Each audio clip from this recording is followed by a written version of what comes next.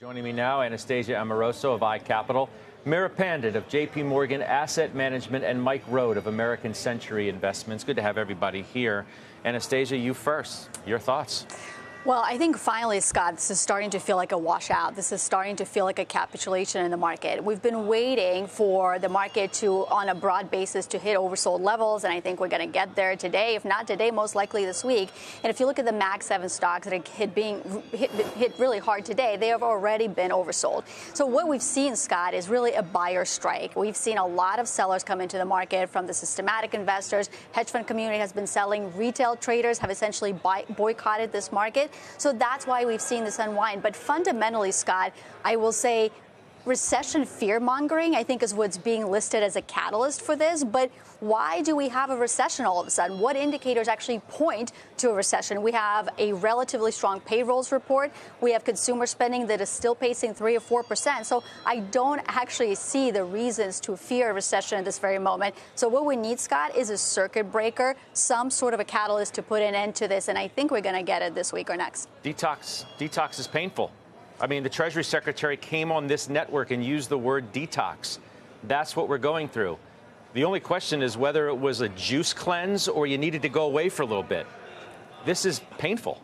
It is painful, but I would agree with Anastasia in that we haven't really seen tangible evidence that the economy is slowing. And we are starting with such a strong buffer. 9 of the last 10 quarters, we've had above trend growth. We look at profits, expectations for 12% profit growth. If we get half of that, that would be in line with a typical year of pretty strong profit growth. So there is quite a bit of a buffer in the markets and the economy to absorb some of this. I think what has changed is the only thing to fear is fear itself. And there's a lot of that, especially around what are the pain thresholds. So there was an idea that the Trump put would support the market at some point. There was also, for many years, a reliance on the Fed put. But now if we're in an environment in which the administration says we're willing to take a little bit of pain and disruption, and the Fed says we still need to keep the eye on inflation above all, then that complicates matters in terms of who's going to swoop in and save the market.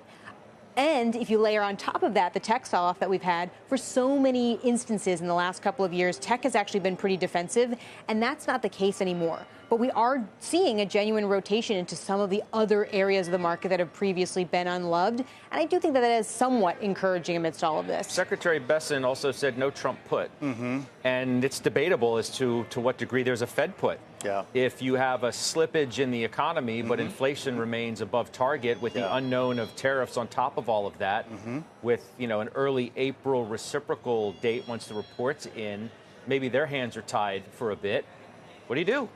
Yeah, it's tough. What is interesting to support the call that, hey, there's not a recession around the corner. If you look at high yield spreads, they're still near all-time tights, right? So not indicating that there's something brewing right around the corner. Widened a little bit. Widened a little bit. Not Still as three. Sort of calm as where they were. For sure, as you would expect. But on a down 1,000-point day, there's not a lot of panic in that market yet. But you do have to remember, we entered this year with the S&P 500 trading at 22 times earnings. That's versus 16 on average. So stocks, especially high growth, momentum tech stocks, were priced for perfection. And now you have potentially slowing growth for, slowing spend on phase 1 of AI.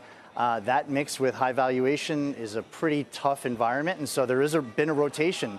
It's a really good thing to be boring right now. Value stocks, mid caps, financials. Financials? Yep. Ugly. Yeah, it has been ugly, but we see very high quality. Capital levels are still really strong at a lot of these regional banks.